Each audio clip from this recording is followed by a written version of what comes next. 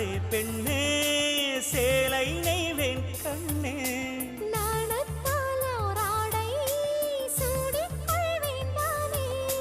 பாயாகும் அடி சொல்லாதே பஞ்சனை புதையல் ரகசியமே